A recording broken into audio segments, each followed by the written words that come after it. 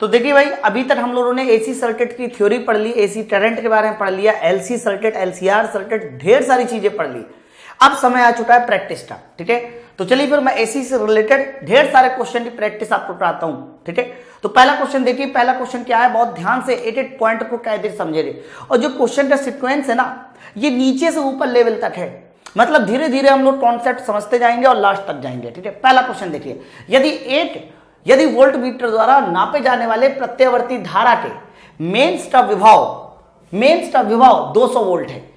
पहले एक बात हमेशा ध्यान रखना, जितनी भी मेजरिंग डिवाइस है, चाहे वो वोल्ट मीटर हो चाहे वो अमीटर हो, तो वोल्ट मीटर अमीटर जो आपका वैल्यू मेजर करते हैं ना, वो हमेशा ध्यान रखना वर्ग माध्य मूल मान होता है, आरएमएस वैल्यू होती है। तो एक बात बताइए, अगर वोल्ट मीटर दें, ये 200 वोल्ट मापा है, तो ये 200 वोल्ट स्टार कौन सी वैल्यू होगी, आरएमएस वैल्यू होगी। 200 वोल्ट इसकी आरएमएस वैल्यू होगी, श्योर एकदम। और पूछा कौन सी वैल्यू जा रहा है, वर्ग माध्य मूल मान, मतलब आरएमएस वैल्यू ही पूछा जा रहा है। तो करेक्ट आंसर हो जाएगा ऑप्शन नंबर सी हो जाएगा। क्लियर है ना।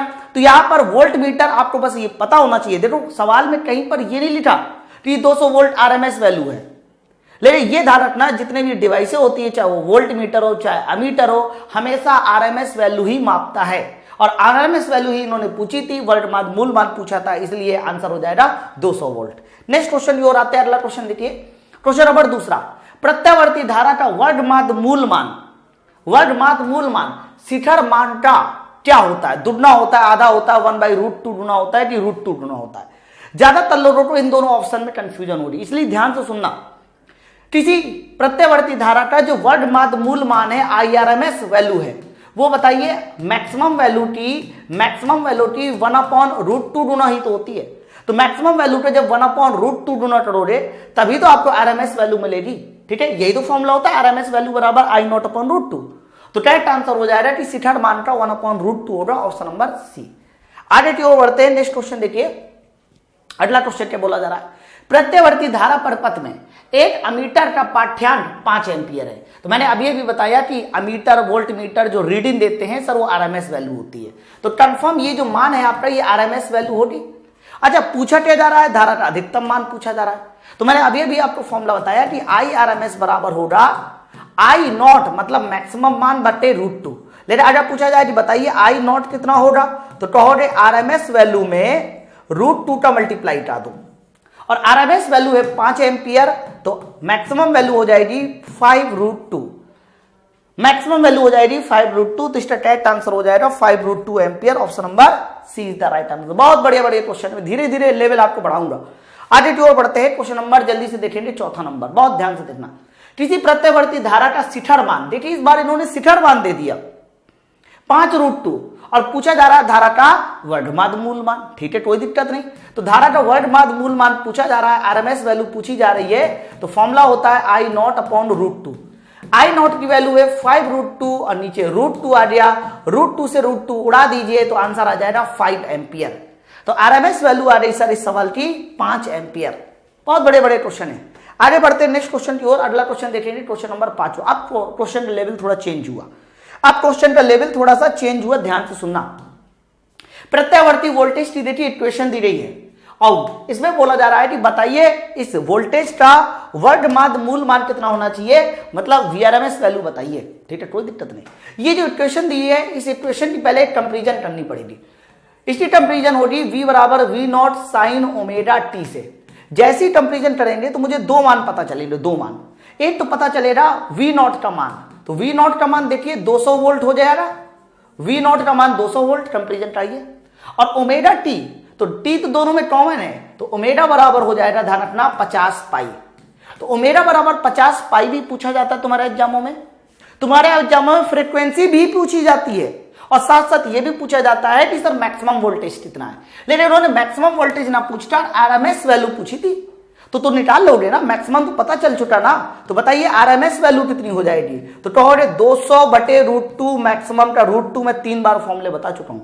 तो क्या 200/√2 है आंसर? सर आंसर तो 200/√2 नहीं है। अरे कोई दिक्कत नहीं, इस 200/√2 को क्या मैं 100√2 लिख सकता हूं? समझिए ध्यान से, ये 2 को √2 से कैंसिल कर दीजिए, तो ऊपर √2 बचेगा, 100 पहले से रहेगा, तो 100√2, ठीक है। तो करेक्ट आंसर हो जाएगा ऑप्शन नंबर ए, तो पांचवें क्वेश्चन का ऑप्शन नंबर ए। आगे बढ़ते हैं नेक्स्ट क्वेश्चन की ओर। अगला क्वेश्चन देखिए, क्वेश्चन नंबर 6वां। अब बड़े ध्यान पूर्वक देखिए क्वेश्चन नंबर 6वां क्या है। प्रत्यावर्ती धारा में वोल्टेज का शिखर मान 707 वोल्ट है, यानी ये जो मान दिया गया है ये V0 दिया गया है। अब पूछा कौन सा मान जा रहा है? सर पूछा जा रहा है वर्ग माध्य मूल मान।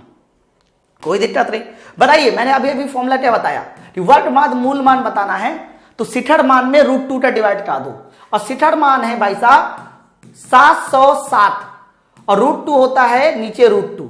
अब सवाल यह है कि जब 707 में √2 का डिवाइड कराओगे, थोड़ा सोचिए, ये ऐसा नहीं कि आप लोग को सॉल्व करना है, कई बार दिमाग भी लगाना है। तो 707 में जब √2 का डिवाइड कराओगे तो 707 कभी नहीं आएगा, 70.7 कभी नहीं आएगा, क्योंकि 70.7 पता कब आता? जब यार 10 से डिवाइड करते।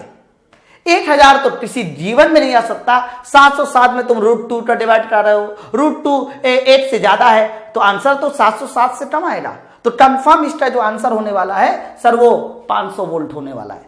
हालांकि मैं इसको बताता भी हूं, मैंने कई बार आपको बताया है, थ्योरी में भी बताया दिया है कि जो 1/√2 होता है उसको सॉल्व करने पर ध्यान रखना 0.707 आता है। 1/√2 सॉल्व करने पर 0.707 और जुड़े ये 707 है ना, तो 7 49 पॉइंट समथिंग बनेगा, जिसे मैं कह सकता हूं कितना वोल्ट लिख सकता हूं? 500 वोल्ट। अब सॉल्व करके देखना, ये अप्रॉक्स जो है 500 वोल्ट ही आएगा मल्टीप्लाई करने पर। ठीक है, चलिए नेक्स्ट क्वेश्चन की ओर बढ़ते हैं। अगला क्वेश्चन देखिए, ये लीजिए, बहुत बढ़िया क्वेश्चन है। हालांकि इस क्वेश्चन को सॉल्व करने से पहले मैं आपको एक छोटी सी बात बताऊंगा, ये छोटी सी बात आपका मैथ में भी काम आएगी।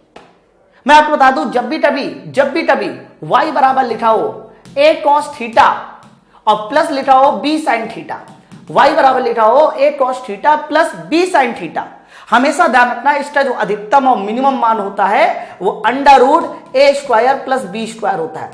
√a² प्लस b² इसका अधिकतम मान होता है, और माइनस लगा दोगे तो इसका मिनिमम मान हो जाता है। ठीक है ना, ये आपको याद रखना पड़ेगा, इसका अधिकतम और मिनिमम मान डायरेक्ट। हालांकि इसको बता भी सकते हैं कैसे आता है, लेकिन उसकी कोई जरूरत नहीं है। देखो भाई, फंक्शन क्या दिया गया है? फंक्शन दिया गया है I बराबर I0 cos ωt plus I2 sin ωt। अब पूछा क्या जा रहा है? आपसे पूछा जा रहा है कि बताइए इसका वर्ग माध्य मूल मान बताइए, मतलब RMS वैल्यू बताइए। तो सबसे पहले RMS वैल्यू ली चाहिए I0 मतलब मैक्सिमम मान बटे √2। तो सबसे पहले इस पूरे फंक्शन का मैक्सिमम मान निकाल के देखिए कि इसका मैक्सिमम मान कितना आएगा। वैसे ही तो बताइए इसका मैक्सिमम मान I0 कितना आने वाला है? तो कहोगे √, ले लो I1² और प्लस I2²। सर ये इसका हो जाएगा अधिकतम मान, मैक्सिमम मान। लेकिन मुझे वैल्यू कौन सी चाहिए? सर RMS वैल्यू पूछी जा रही सवाल में, तो कोई दिक्कत नहीं बंधु, RMS वैल्यू निकालनी है तो मैक्सिमम वैल्यू मतलब √I1² प्लस I2² में √2 का डिवाइड कर दो, चट्टी दे। तो जैसे √2 का डिवाइड कराया जाएगा आपको RMS वैल्यू पता चल जाएगी। है कोई इसके जैसा आंसर? ढूंढिए जल्दी से। क्या ये है? बिल्कुल नहीं, स्क्वायर है, √ है। क्या ये है? ये तो बिल्कुल नहीं। क्या ये है? नहीं सर, ये भी नहीं है। इसके जैसा केवल एक ही आंसर है, ऑप्शन नंबर सी। इन्होंने √ को 1/2 पावर कर दिया, उससे क्या मतलब यार? ठीक है ना, बहुत इंपॉर्टेंट क्वेश्चन है, ध्यान रखना, वेरी वेरी इंपॉर्टेंट क्वेश्चन है, कई बार एग्जाम में पूछा जा चुका है। आगे बढ़ते हैं नेक्स्ट क्वेश्चन की ओर, क्वेश्चन नंबर 8वां। ध्यान से भाई देखिए क्वेश्चन नंबर 8वां, और इसमें मैं आपको 2 बातें बताऊंगा, वो याद कर लेना, बहुत ध्यान से सुनना। किसी धारा मापी के पैमाने पर अंकित खाने बराबर दूरी पर नहीं है, बराबर दूरी पर नहीं है।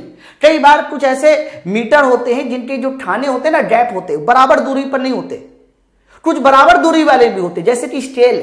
आप स्केल पे देखिए, चांदा पे देखिए, तो जो एंगल बने होते हैं, जो सेंटीमीटर लिखे होते हैं, बराबर दूरी पर होते हैं। तो जिसमें बराबर दूरी पर नहीं होते, सवाल यह था कि एक धारा मापी मेरे पास ऐसा है जिसमें अंकित खाने बराबर दूरी पर नहीं है। तो बराबर दूरी पर नहीं है, तो बताइए इसके द्वारा कौन सी धारा मापी जा सकती है? तो जब बराबर दूरी पर ना हो तो समझ जाना कि उसके द्वारा प्रत्यावर्ती और डिस्ट मतलब AC और DC दोनों माप सकते हैं। लेकिन अगर बराबर दूरी पर होता तो हमेशा ध्यान रखना, बराबर दूरी पर होता तो केवल और केवल DC करंट मापता, लेकिन बराबर दूरी पर नहीं है तो DC के साथ साथ वो AC भी माप सकता है। ठीक है ना, ऑप्शन नंबर सी, बराबर दूरी पर नहीं है। आगे बढ़ते हैं क्वेश्चन नंबर, जल्दी से देखिए 11वां नंबर, बहुत बढ़िया सवाल है, ध्यान से पढ़ेंगे क्वेश्चन नंबर 11वां फटाक से। एक प्रत्यावर्ती धारा पर पथ में लगे, अच्छा 1 मिली हेनरी है, मिली को हटाने के लिए 10⁻³ से मल्टीप्लाई करते हैं, तब प्रतिघात इन्होंने 8 ओम दे दिया। ठीक है सर, वेरी गुड। तो बताइए धारा में परिवर्तन का कोणीय वेग कितना होना चाहिए, मतलब ओमेगा पूछा जा रहा है। तो मुझे इसके लिए इंडक्टिव रेजिस्टेंस या इंडक्टिव इंपीडेंस प्रेरकी प्रतिघात का फॉर्मूला लगाना पड़ेगा। एक्सएल बराबर होता है omega into L. Sir XL कितना बोला जा रहा है, 8 ओम दिया है, ओमेगा मुझसे पूछा जा रहा है, और जो एल दिया है ना, एल मतलब प्रेरकत्व, तो प्रेरकत्व का मान देखिए 1 मिली हेनरी है।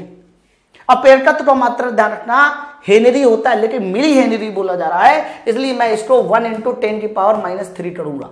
लेकिन मुझे तो ओमेगा चाहिए था, तो ये पूरा उधर जाएगा, हालांकि ऊपर जाएगा, पहले ऐसे नीचे आएगा फिर ऊपर जाएगा, ऊपर जाते समय पावर पॉजिटिव, तो पावर पॉजिटिव, तो ओमेगा का जो माना जाएगा वो 1000, और ओमेगा का जो मात्रक होता है वो भी मैं लिख देता हूं रेडियन पर सेकेंड होता है, कोणीय वेग का मात्रक। ठीक है, तो 1000 रेडियन पर सेकेंड, यानी option number D is the right answer. ध्यान से भाई सारे के सारे क्वेश्चन सॉल्व करने, बहुत मजा आने वाला है। लगभग एसी सर्किट में 90 क्वेश्चन है मेरे पास, 90 क्वेश्चन मैं बहुत धीरे धीरे करते हुए आपको सॉल्व कराऊंगा। चलिए आगे क्वेश्चन की ओर बढ़ते हैं। क्वेश्चन नंबर 10वां देखिए, एक कुंडली का प्रेरक प्रतिघात 1000 ओम है, यानी ये एक्सएल दे दिया, ये क्या दे दिया आपको, एक्सएल दे दिया। फिर बोला जा रहा है यदि इसका प्रेरकत्व दुगना कर दिया जाए, यानी एल को डबल कर दिया जाए एल, और आवृत्ति भी दुगनी कर दी जाए, तो बताइए इसका जो प्रतिघात पहले 1000 ओम था अब वो कितना हो जाएगा। तो इसके लिए मुझे फॉर्मूला देखना पड़ेगा। तो याद करिए एक्सएल का फॉर्मूला होता है ओमेगा इंटू एल होता है, लेकिन जो ओमेगा है ये आपका रेडियन पर सेकेंड में आता है। यदि इसको फ्रीक्वेंसी में बनाना हो तो फ्रीक्वेंसी में बनाने का फॉर्मूला होता है 2πf into L, 2πf into L. अब सवाल के अनुसार काम करेंगे। सवाल में बोला जा रहा था कि सर प्रेरकत्व भी दुगना करना है और आवृत्ति भी दुगनी करनी है, यानी एल को भी डबल करना है और फ्रीक्वेंसी भी डबल करनी है। तो 2 दूनी 4, मतलब कंफर्म जो एक्सएल हो जाएगा सर वो 4 गुना हो जाएगा। कितने गुना हो जाएगा, 4 गुना भाई, 2 दूनी 4, 4 गुना। तो पहले यदि 1000 ओम था तो 1000 ओम का 4 गुना कर दो, 4 टाइम्स कर दीजिए। तो जैसे ही 4 टाइम्स किया जाएगा तो आंसर आपको मिल जाएगा 4000 ओम। समझ पा रहा है ना, ये तरकीब भाई सबको आनी चाहिए, क्योंकि यही वो तरकीब है जिससे मैं किसी भी क्वेश्चन को तुरंत निकाल सकता हूं। इस बात को ध्यान रखना, ज्यादा दिमाग लगाने की जरूरत नहीं है। आगे बढ़ते क्वेश्चन नंबर 11वां। ये देखिए क्वेश्चन नंबर 11वां, अब बहुत ध्यान से क्वेश्चन नंबर 11वां पढ़ेंगे फटाक से। 0.70 हेनरी के प्रेरक को 60 हर्ट्ज और 120 वोल्ट के प्रत्यावर्ती धारा के साथ जोड़ा गया है। तो बताना है कि प्रेरक में धारा कितनी होनी चाहिए। तो धारा निकालने के लिए मुझे 2 चीजें चाहिए होती है, एक तो वोल्टेज चाहिए होता है जो कि मुझे पास पता है, एक मुझे रेजिस्टेंस या इंपीडेंस चाहिए होता है जो मुझे निकालना है। तो सबसे पहला काम होगा कि आप किसी भी तरीके से एक्सएल निकालो, एक्सएल निकालो। तो याद करिए एक्सएल का फॉर्मूला क्या होता है, ओमेगा इंटू एल। अच्छा ओमेगा तो क्या मैं 2π into frequency f into L भी लिख सकते हैं। चलिए कोई बात नहीं, 2π तो चलो ठीक है, फ्रीक्वेंसी एफ का मान देखिए कितना है। तो फ्रीक्वेंसी एफ है 60 हर्ट्ज, तो यहां मैंने 60 हर्ट्ज लिखा, और एल मतलब प्रेरकत्व, उसका मान है देखिए 0.7 हेनरी, तो मैंने यहां 0.7 हेनरी लिखा। लेकिन इसको सॉल्व करना भी अपने आप में ट्रिकी है, कला है। ऐसा नहीं कि आप जुट गए मल्टीप्लाई करने में, ये लो सर इतना आ गया, ऐसा कुछ भी नहीं होता। थोड़ा सा ध्यान से सॉल्व करेंगे, बहुत ध्यान से देखना। ये बताओ 2π का मान 22/7 होता है। मैंने 22/7 इसलिए लिया क्योंकि बगल में मुझे 7 नजर आ रहा है, लेकिन एक्चुअली भी 7 नहीं है, ये 0.7 है। तो भाई साहब इस 6 से 60 से 1 0 उधार लेके दे दो ना, और जैसे ही 1 0 उधार लेके दोगे तो ये देखो 7 बन जाएगा। अब आपको बड़ा ही आसान सा आंसर दिखेगा। तो 7 से 7 कैंसिल हो गया। अब बहुत ध्यान से सुनना, बहुत कायदे के साथ सुनना। 22 दूनी 44, तो आंसर आने वाला है एक्सएल का 44 गुणे 6। अब 44 गुणे 6 करना कौन सी बड़ी बात है, 6 चौटो 24, 2 6 चौटो 24, 2 26, यानी एक्सएल आ गया 264 ओम। लेकिन सवाल में मुझसे एक्सएल नहीं पूछा था, इन्होंने धारा पूछी थी, आई पूछा था। ठीक है सर, निकाला आएगा। तो आई बराबर हो जाएगा वोल्टेज 120 और धारा मेरी 264। तो आंसर 120/264 आने वाला है। अच्छा 120/264 ये बताता है कि जो भी आंसर आएगा वो 1 से कम आएगा। तो 1 से कम ये आंसर नहीं हो सकता, ये आंसर नहीं हो सकता। हाँ ये दोनों आंसर हो सकते हैं, दोनों 1 से कम है। 0.355 भी हो सकता है, 0.455 भी होता है। कोई बात नहीं, थोड़ा सा और कोशिश करते हैं यहां पर। और कोशिश करने में मैं क्या करता हूं, इसको कैंसिल करता हूं, ये 8 से कैंसिल हो जाएगा, 8 से 15 8 120, 8 3 24 और 2 24, 8 3 24। अच्छा 15/33 सर अभी और कैंसिल हो जाएगा 3 से, 3 5 15 और 3 से ये 11, तो आई का जो मान आ गया सर वो 5/11 आया। 5/11 को अगर देखा जाए तो 11 चौको 44, भाई 4 बार तो जाएगा दशमलव लगाने के बाद, तो जब 4 बार जाएगा तो इसका मतलब ये 3 बार वाला ऑप्शन गलत हो गया, option number C is the right answer. तो देखो भाई आपको ये भी समझना पड़ेगा कि इसी सवाल को हम लोग बस उतना ही सॉल्व करेंगे जितने से मुझे आंसर दिखाई दे जाए। मुझे 5/11 जैसे ही मैंने किया मुझे पता चल गया कि आंसर सी होने वाला है, तो मैं वो काम नहीं करूंगा कि ठीक है सर 5/11 को 11 एकम 11, 11 दूनी 22, 3 33 44, फिर आंसर लिखूंगा फिर आंसर लगाऊंगा, ऐसा नहीं है। मैंने जैसी डेटा मैंने फटाक से बताया सर ये आंसर आने वाला, यही अप्रोच आपकी भी होनी चाहिए, ध्यान रखना इस बात को। आगे क्वेश्चन की ओर बढ़ते हैं, क्वेश्चन नंबर 12वां। अब देखिए क्वेश्चन नंबर 12वां क्या है, एक 20 वोल्ट का प्रत्यावर्ती धारा स्रोत LR की बात हो रही है, यानी LBA RBA परपट के सिरों पर लगाया गया है, तो R के सिरों के बीच विभवांतर इतना है, तो बताइए L के सिरों के बीच विभवांतर कितना होना चाहिए। तो ये टोटल वोल्टेज दिया गया 20 वोल्ट, रेजिस्टेंस के सिरों पर वोल्टेज आपका 12 वोल्ट है, तो बताइए L के सिरों पर वोल्टेज कितना होना चाहिए, ये है सवाल। तो LR सर्किट की बात हो रही है, तो याद करो LR सर्किट में मैंने आपको बताया था कि जो नेट वोल्टेज होता है V, उसका फॉर्मूला होता है √VL² प्लस VR²। देखो भाई LR सर्किट हो CR सर्किट हो उसमें इसी तरह के फॉर्मूले बनते हैं। तो नेट वोल्टेज कितना है सर 20 वोल्ट है, तो यहां 20 वोल्ट है नेट वोल्टेज है, रूट VL² कितना है। अच्छा VL तो मुझे ज्ञात करना है, VL तो मुझे ज्ञात करना है, जबकि VR की बात करते हैं रेजिस्टेंस के सिरों पे बात करते हैं, तो रेजिस्टेंस के सिरों पर वोल्टेज है आपका 12, तो 12 जैसे ही है तो यहां हो जाएगा 12 का स्क्वायर 144, लेकिन मुझे वैल्यू किसकी चाहिए सर, मुझे वैल्यू तो VL की चाहिए। ठीक है सर कोई दिक्कत नहीं, दोनों तरफ स्क्वायर चाहिए, तो 20 का स्क्वायर 400, 144 उधर जाएगा, तो 400 में से 144 घटा दो, जैसे ही 400 में से 144 घटा दोगे तो आंसर आएगा 256, लेकिन वो 256 जो होगा वो VL² होगा 256। अगर 2 VL² 256 है तो बताइए VL कितना हो जाएगा, तो 16 का स्क्वायर 256 होता है, तो 16 का स्क्वायर 256 होता है, तो VL हो जाएगा 256 वोल्ट, सॉरी 256 का √16 volt. Option number 20 the right answer. बोलो भाई बात सब क्लियर है ना। तो ये सब बातें अब मैं डायरेक्ट भी सॉल्व करूंगा, समझ लो भाई कैसे लगाया गया है काफी आसान सा क्वेश्चन था। चलिए आगे की ओर बढ़ते हैं, अगला क्वेश्चन देखते हैं, क्वेश्चन नंबर 13वां नंबर। फटाक से पढ़ेंगे और बताएंगे क्वेश्चन नंबर 13 का करेक्ट आंसर क्या होना चाहिए, बहुत ध्यान से देखना। एक प्रत्यावर्ती धारा स्रोत, सर ये दिया गया धारा स्रोत, ठीक है सर, 10 ओम का प्रतिरोध है, 10 ओम का प्रतिरोध दिया गया है, 100 मिली हेनरी का प्रेरकत्व ये भी दिया गया है। फिर बोला जा रहा है परपथ में प्रवाहित धारा और आरोपित विभवांतर के बीच कलांतर बता दो। कलांतर मतलब फाई बताओ, फेज डिफरेंस बताओ, ठीक है ना। सवाल बड़ा मस्त है, फेज डिफरेंस का फॉर्मूला क्या होता है, अगर फॉर्मूले याद है तो बड़े आराम से सवाल सॉल्व हो जाएगा, फॉर्मूले में आपको देखना पड़ेगा।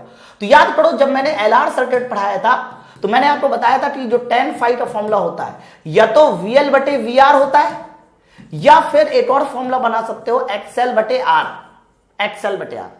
तो इसमें से क्या क्या आपको पता है, इसमें से ये जो 10 ओम है ना सर ये R दिया गया है, R दिया गया है, लेकिन सर किसी भी तरह से XL पता चल जाए तो सवाल 2 मिनट में सॉल्व हो जाएगा। तो XL का फॉर्मूला क्या होता है, तो याद करो XL का फॉर्मूला होता है ओमेगा इंटू L। तो ओमेगा कितना है सर, ओमेगा तो पता चलेगा कंपैरिजन से। तो देखो इक्वेशन दी गई है V बराबर 100 cos ओमेगा t होता है, लेकिन ओमेगा का मान सर 100 है क्योंकि t मल्टीप्लाई में है, तो कंफर्म जो ओमेगा हो जाएगा सर वो हो जाएगा 100। भाई V बराबर V0 cos ओमेगा t या V बराबर 100 cos 100t, तो इसका मतलब ओमेगा का मान 100 हो गया। और जैसे ओमेगा का मान 100 हो गया और L का मान देखिए कितना बोला जा रहा है, L का मान है 100 मिली हेनरी, और जैसे ही मिली हेनरी करोगे तो 100 गुणे और मिली को हटा दो, और मिली को हटा दोगे तो 10⁻³ से मल्टीप्लाई। तो देखो 100 गुणे 100 गुणे 10⁻³ है, तो 3 जीरो तो उड़ जाएंगे ना, कितना बचेगा सर, ये भी मेरा 10 ओम आया। एक्सएल जैसे ही पता चला 10 ओम तो मैंने तुरंत फॉर्मूला अप्लाई किया, ये दूसरा वाला एक्सएल 10 ओम है, रेजिस्टेंस 10 ओम है, 10/10 8 आया, और tan phi में जो 8 होता है वो 45 डिग्री का मान होता है। आंसर सर 45 डिग्री होगा। लेकिन कोई पूछे 45 डिग्री कौन सा आंसर है सर, तो π/4, यही π/4 ही तो 45 डिग्री है ना, तो option number A is the right answer. ठीक है, बहुत बेहतरीन क्वेश्चन था, ध्यान से आप लोग इसको पढ़िएगा। चलिए अगले क्वेश्चन की ओर बढ़ते हैं। अगला क्वेश्चन देखिए, क्वेश्चन नंबर 14वां, क्वेश्चन नंबर 14 पढ़ते समझते हैं क्या है। एक प्रत्यवर्ती धारा पर पथ 8 ओम का प्रतिरोध है, ठीक है सर, ये R दिया गया है, और 6 ओम का प्रतिघात है। वाह भाई वाह सर, पिछले वाले सवाल से आसान है सवाल। इन्होंने पहले डायरेक्ट देखिए 8 ओम रेजिस्टेंस दे दिया और 6 ओम लिखा है, प्रतिघात दे दिया, और कौन सा सर्किट है, प्रेरकत्व है, और देखिए रेजिस्टेंस है, यानी LR सर्किट है। तो LR सर्किट की बात हो रही है, और परपथ में प्रतिबाधा पूछी जा रही थी। बताइए नेट इंपीडेंस कितना होना चाहिए, तो नेट इंपीडेंस जो Z का फॉर्मूला था वो था √XL² प्लस R²। तो एक 8 है, दूसरा 6 है, 8 का स्क्वायर प्लस 6 का स्क्वायर √ लेना, तो सीधा सीधा आंसर देखिएगा 10 ओम इज द राइट आंसर। भाई 8 का स्क्वायर 64, 6 का स्क्वायर 36, और 36 और 64 मिला के 100 √ ले 10, तो आंसर आपका 10 आ जाएगा। आगे क्वेश्चन की ओर बढ़ते हैं, क्वेश्चन नंबर 15वां। अब देखिए भाई बहुत बढ़िया सवाल है, ध्यान से भाई क्वेश्चन नंबर 15वां पढ़ना, बहुत बढ़िया क्वेश्चन है, बहुत मजा आएगा क्वेश्चन भैया ने। ठीक है, श्रेणी क्रम में जुड़े प्रतिरोध और शुद्ध प्रेरक में डीसी मतलब डिश धारा दी जाती है, तो बताइए प्रतिबाधा कितनी होनी चाहिए। अच्छा इन्होंने मान नहीं लिखा हुआ है, वैसे थोड़ा सा मिस हो गया है टाइपिंग में, मैं आपको मान भी बता देता हूं क्योंकि ये मान बताना जरूरी है। ठीक है, बहुत ध्यान से सुनना। इन्होंने अगर पूछा जाए कि बताइए प्रतिरोध कितना है, तो मैं प्रतिरोध की वैल्यू अपनी तरफ से 20 ओम ले लेता हूं, और शुद्ध प्रेरकत्व में L का मान ले लेता हूं, या L का मान ना लेकर L का ही मान लिया जाएगा, L का मान ले लेता हूं 10 मिली हेनरी। यह सवाल कंप्लीट हो गया। आप तो श्रेणी क्रम में जुड़े प्रतिरोध और शुद्ध प्रेरक L बराबर 10 मिली हेनरी में डीसी धारा के लिए बताइए परपट्टी प्रतिबाधा क्या होगी। तो थोड़ी बातें सुनना बड़े ध्यान से। जब भी कभी बात डीसी करंट की करते हैं तो हमेशा ध्यान रखना, डीसी करंट ऐसी करंट होती है जो कभी बदलती ही नहीं है। बदलती नहीं है तो डीसी करंट के लिए हमेशा ध्यान रखना जो फ्रीक्वेंसी F बराबर होता है वो 0 होता है। अगर फ्रीक्वेंसी F बराबर 0 है तो डीसी करंट का मैं XL पूछूं तो कहूंगा फॉर्मूला होता है ओमेगा इंटू L। ओमेगा के स्थान पर रखा जा सकता है 2πf इंटू L, और F हो चुका है 0, और जैसे ही F 0 रखोगे तो देख लीजिए XL तुम्हारा 0 आ चुका, XL तुम्हारा 0 आ चुका। तो हमेशा एक बात ध्यान रखना, डीसी सर्किट की फ्रीक्वेंसी 0 होती है, और डीसी सर्किट के लिए जो XL होता है ना, मतलब कुंडली का रेजिस्टेंस या कुंडली का इंपीडेंस सर वो 0 होता है। ठीक है, तो सर जब कुंडली का इंपीडेंस यहां से निकाला जाएगा, XL निकाला जाएगा, वो 0 होगा। लेकिन ये बात केवल और केवल डीसी सप्लाई के लिए वैलिड है। तो जब XL 0 तो जो नेट Z मिलेगा, प्रतिबाधा मिलेगी, वो रेजिस्टेंस के कारण मिलेगी। और याद करो Z का फॉर्मूला क्या था, √XL² प्लस R²। और जब XL हो चुका है 0 तो R हमारा 20 ओम, और R 20 ओम है तो कंफर्म Z भी कितना आएगा सर, 20 ओम ही आएगा आंसर। ठीक है, तो याद करके रखना डीसी सप्लाई के लिए फ्रीक्वेंसी 0 होती है तो XL भी कितना आता है, 0 आता है। इसलिए डीसी सप्लाई में रेजिस्टेंस केवल और केवल हमारा कौन काम करता है, आपका रेजिस्टेंस काम करता है, कुंडली काम नहीं करती। इस बात को ध्यान रखिएगा। ठीक है, कई बार ये छोटे छोटे एग्जामों में ये क्वेश्चन भी आ जाता है कि डीसी सप्लाई के लिए क्या काम करता है। तो डीसी सप्लाई में रेजिस्टेंस काम करता है, कैपेसिटर काम करता है, लेकिन कुंडली मतलब कॉइल काम नहीं करती। इस बात को हमेशा ध्यान रखना। ठीक है, चलिए आगे जो पढ़ते हैं क्वेश्चन नंबर 16वां। क्वेश्चन नंबर 16वां, ठीक है, थोड़ा मैं और बड़ा कर देता हूं ताकि आपको देखने में जरा सी भी तकलीफ नहीं होनी चाहिए। बहुत बढ़िया क्वेश्चन है क्वेश्चन नंबर 16वां, थोड़ा सा कैलकुलेटिव है लेकिन हो जाएगा, कोई बहुत ज्यादा बड़ी बात नहीं है, बहुत ध्यान से बस देखते जाइएगा। क्वेश्चन क्या है, ठीक है, बहुत ध्यान से देखिएगा।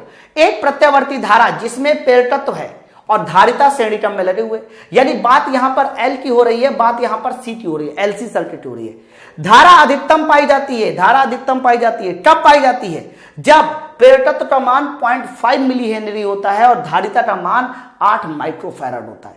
एल का मान 0.5 हेनरी होता है और सी का मान 8 माइक्रोफैराड होता है। तो बताइए लगाए गए प्रत्यावर्ती वोल्टेज के लिए कोणीय आवृत्ति क्या होनी चाहिए। हालांकि कोणीय आवृत्ति के मान देखिए रेडियन पर सेकेंड में है, इसका मतलब आवृत्ति नहीं है, एक्चुअली में ओमेगा है, पूछा जा रहा है, रेडियन पर सेकेंड है। ठीक है, अब आगे की बात सुनिए। एक इन्होंने बीच में लाइन बोली थी धारा अधिकतम होनी चाहिए, अधिकतम पाई जाती है। तो याद करो एलसी सर्किट में धारा अधिकतम की जो कंडीशन होती है वो अनुनाद की स्थिति होती है, रिजोनेंस की स्थिति होती है। मतलब इनडायरेक्टली वैसे मुझसे कह रहा है कि सर रिजोनेंस की स्थिति लगा दो, अनुनाद की स्थिति लगा दो, क्योंकि अनुनाद की कंडीशन में ही करंट आई मैक्सिमम होती है। ठीक है, और याद करो वो मैक्सिमम पाने के लिए क्या कंडीशन होती है, उस मैक्सिमम पाने के लिए जो ओमेगा का फॉर्मूला था वो 1/√LC था। लेकिन अगर आवृत्ति f का फॉर्मूला पूछा जाता तो 1/2π√LC होता, लेकिन इन्होंने रेडियन पर सेकंड में पूछा है, इसलिए मैं यही वाला फॉर्मूला इस्तेमाल करूंगा। चलिए फिर फॉर्मूले को लगा देते हैं और देखते हैं आंसर कितना होना चाहिए। L कितना है 0.5 हेनरी है, C कितना है, C 8 माइक्रोफैराड है। तो 8 माइक्रोफैराड को मैं 8 गुणे 10⁻⁻6 भी लिख सकता हूं। बोलो भाई, अब थोड़ा दिमाग को भाई तेज दौड़ाना है, एकदम घोड़े जैसा, बहुत मजा आने वाला है, बहुत ध्यान से देखना। सर 8 × 40 लेके दशमलव लगाए तो 4 आएगा, 4 का √2, तो नीचे सर 2 आने वाला है। 10⁻⁻6 का √ 10⁻⁻3, लेकिन जैसे ही ऊपर जाएगा 10⁻⁻3 + 3 हो जाएगा, यानी ऊपर 1000 आने वाला है। तो 1000/2 कितना आ जाएगा आंसर, 500 रेडियन पर सेकेंड। 1000/2 सर 500 रेडियन पर सेकेंड, यही मेरा उत्तर हो जाएगा। बोलो भाई, बात सब तो क्लियर है ना। बहुत बढ़िया सवाल था। इन्होंने इनडायरेक्टली वैसे कहीं पर भी अनुनाद नहीं बोला था, लेकिन धारा अधिकतम बोल दी थी। और धारा अधिकतम एक ही शर्त पर होती है जब अनुनाद हो, और उस कंडीशन में जो ओमेगा का फॉर्मूला होता है वो 1/√LC, लेकिन फ्रीक्वेंसी पूछी जाती तो 1/2π√LC लगाना पड़ता। इस बात को ध्यान रखिएगा। चलिए आगे बढ़ते हैं नेक्स्ट क्वेश्चन की ओर। Question number 17। ध्यान से भाई देखिए, ये सवाल तो काफी आसान सा क्वेश्चन है, बहुत ध्यान से देखिएगा। यदि किसी LCR सर्किट, यानी बात अब LCR सर्किट तक पहुंच चुकी है, कहा जा रहा है कि VL, VR, VC, V0 क्रमशः प्रेरकत्व, प्रतिरोध, संधारित्र और स्रोत पे वोल्टेज है। Very good. तो बताइए AC वोल्ट मीटर के पाठ्यांक क्या होगा। तो याद करो, मैंने जब स्रोत का वोल्टेज V0 आपको बताया था, V0 से रिप्रेजेंट किया हो या किसी और से रिप्रेजेंट किया हो, तो उसका फॉर्मूला बताया होगा V0² बराबर या V0 बराबर √ अंदर आया था VL - VC का होल स्क्वायर और प्लस VR²। ये फॉर्मूला था सोर्स वोल्टेज का। तो अगर इस जैसा कोई फॉर्मूला पूछा जाए, कौन सा है, बिल्कुल नहीं है सर, ये भी बिल्कुल नहीं है, क्योंकि अंदर VL - VC का होल स्क्वायर है। सर ये भी बिल्कुल नहीं है। ऑप्शन नंबर डी, V0² बराबर, भाई दोनों तरफ स्क्वायर करा दो, तो V0² बराबर VL - VC का होल स्क्वायर प्लस VR², सीधी सी बात है। Option number D. आगे बढ़ते हैं क्वेश्चन नंबर 18 की ओर। बहुत बढ़िया सवाल है क्वेश्चन नंबर 18, ध्यान से पढ़ेंगे फिर सोल्व करेंगे। क्वेश्चन नंबर 18 क्या कहता है, कायदे के साथ देखिएगा। क्वेश्चन नंबर 18 को क्या बोला जा रहा है, एक परिपथ में प्रतिरोध R और सिरों के बीच विभवांतर 40 वोल्ट है, यानी R के बीच विभवांतर 40 वोल्ट है, L के बीच विभवांतर कितना है 90 वोल्ट है, ठीक है सर, और C के बीच विभवांतर सर 60 वोल्ट है। सर फिर से मेरा 3 चीजें आ चुकी है, LCR, और हर एक के बीच मुझे वोल्टेज पता चल चुका है, हर एक के बीच वोल्टेज पता चल चुका है। तो बताइए स्रोत वोल्टेज पूछा जा रहा है। तो अभी अभी मैंने बताया स्रोत वोल्टेज कैसे निकाला जाता है, रूट में क्या होता है VL - VC का स्क्वायर।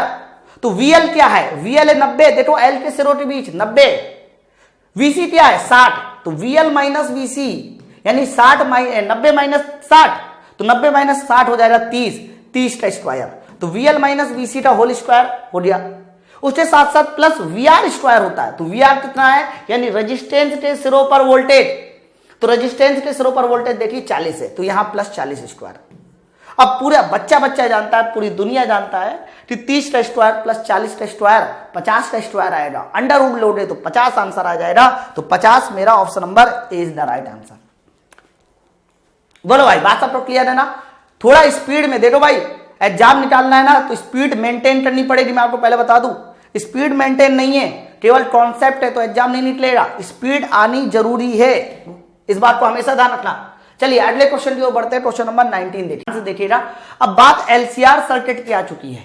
अभी तक हम लोग सारे सर्किट पढ़ रहे थे, अब एलसीआर सर्किट देखिए। एलसीआर सर्किट में देखिए श्रेणी क्रम में प्रतिरोध, मतलब प्रतिरोध 30 ओम है, आर दिया गया है, और प्रतिघात आपका 20 ओम दिया गया है। मतलब इन्होंने साफ साफ बोला है कि सर आर इतना है और एक्स एल तुम्हारा 20 ओम है। तो बताइए प्रॉपर्टी प्रतिबाधा कितनी होनी चाहिए। तो बहुत आसान सा क्वेश्चन है, बहुत ध्यान से देखिएगा। अच्छा, धारितीय प्रतिघात है, थोड़ा सवाल की पढ़ने में मिस हो रही है, मैं दोबारा से पढ़ देता हूं।